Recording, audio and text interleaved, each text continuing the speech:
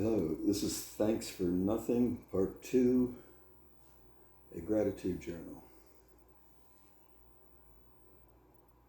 Gratitude for sous vide cooking technique. Wonderful. Gratitude that massage is the message. In other words, that body awareness is one mode of being present, of being in the now. For becoming a recovering futurist. For sometimes being caught between a soft place and a mattress. For one of my favorite sentences from Lynn, I can't let that go to waste. Gratitude that the more foolish I get, the happier I am. For dog food burritos, so named by my late friend Frank, Reese's burritos in other words, but they are actually pretty good if steamed in a wet paper towel in the microwave. Gratitude for the brave Ukrainians fighting tyranny. Gratitude that life is short. It all occurs in the present. Gratitude for staring long enough into the void until it stares back. That's a quote from Nietzsche. But isn't that an argument against his God is dead idea? Gratitude for humorous and romantic repartee. Gratitude for the universe not giving me all the crap it could have. Yeah.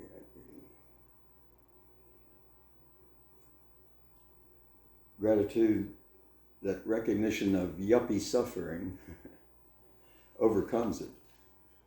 For example, running out of dark chocolate because I forgot to put it on the shopping list is an example of yuppie suffering.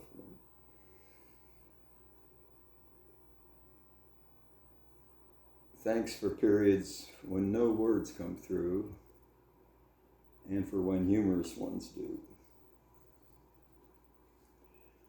Gratitude for giving more. For example, extra tipping, or to a homeless panhandler, or donating to St. Vincent, or for sending surprise gifts and labeling them as surprise present day. That's been a big hit. For diversity in nature and even in the gut biome. Gratitude for pudenda packing mamas and papas. After all, we do all have a pudendum. Gratitude for homeostasis in the body and equanimity in mind and spirit. Gratitude for Lynn helping me lighten up and not finding the lightness of being to be unbearable. In other words, not being so heavy. Gratitude for not stamp collecting grievances, letting the past go with recognition that it brought me to where I am today, having more presence and gratitude and awe. For thought of putting myself in the state home for the bewildered but grateful. But only if Lynn could come along and our room be soundproof. Gratitude for Woody Allen's critique of the wine being served on a first date in one of his movies, I think Annie Hall. The critique was absurd, but tumescent.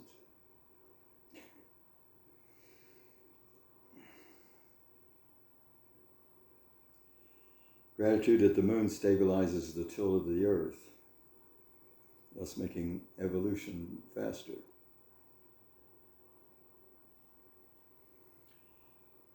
Gratitude that I'll definitely believe that AI, artificial intelligence, is superior to human intelligence only when it can reconcile quantum theory and relativity. Gratitude for finding more presence after the insight to do my little daily rituals in a less efficient manner. For example, instead of bringing the cup straight to my lips, I might bring it in a zigzag motion. Gratitude for pink noise via the Alexa Echo device. For the morale of the movie Groundhog Day. Google it. For still believing that there will be a coming age of truly diverse, of truly civilized humanity. They'll be making love, not war, playing sports, having creative pursuits, education, etc. Gratitude for the 5 blind men touching the elephant metaphor.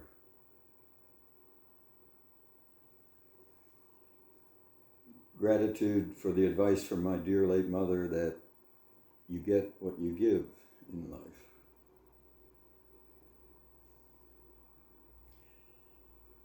Gratitude that, quote, life will give you whatever experience is most helpful for the evolution of your consciousness. Eckhart Tolle. Gratitude for John Kabat-Zinn's definition of mindfulness. Mindfulness is paying attention on purpose, non-judgmentally, in the present moment, as if your life depended on it, because life is in the present moment.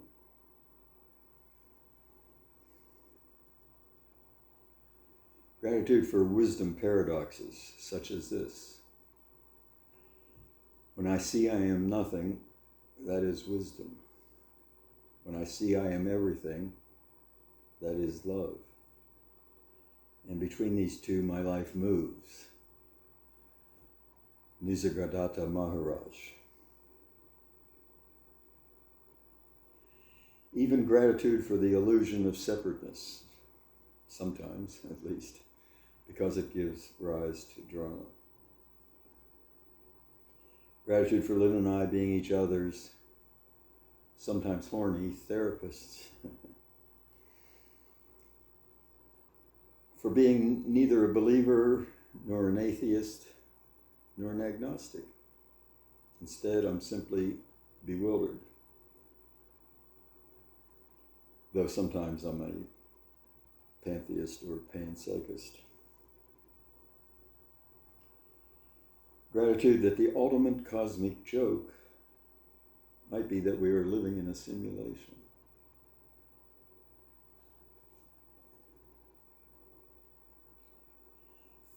Thanks for the implications of having awakened once without having gone to sleep. In other words, when I was born.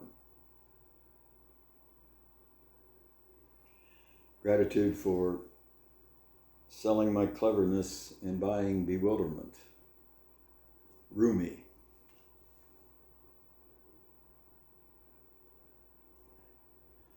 For going to health in a handbag or supplement organizer.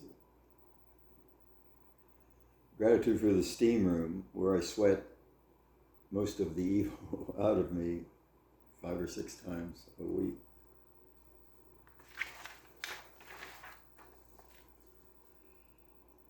And for the greatest show on earth, the rise of life and consciousness in all its diversity and drama. End of part 2. More parts to come.